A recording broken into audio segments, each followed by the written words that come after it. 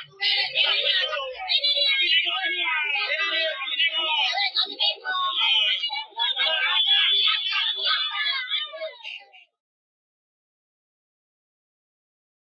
di jagat media sosial, video yang menarasikan seorang anggota kepolisian diduga memeras warga dengan kedok razia.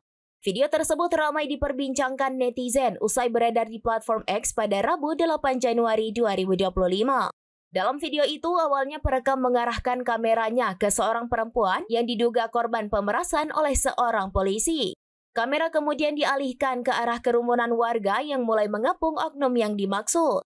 Tampak keributan mulai pecah, terdengar suara seorang wanita paruh baya mengaku melihat aksi pemerasan yang terjadi.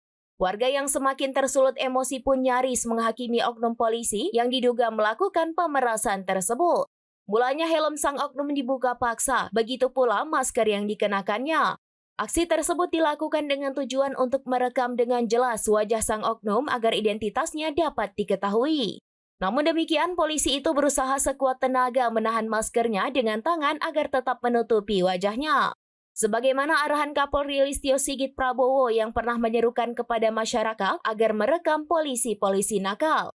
Hal itu demi menindak langsung oknum polisi yang merusak citra dan nama baik kepolisian Republik Indonesia. Meski begitu, hingga berita ini tayang, lokasi kejadian maupun identitas sang oknum serta kebenaran peristiwa tersebut masih terus ditelusuri.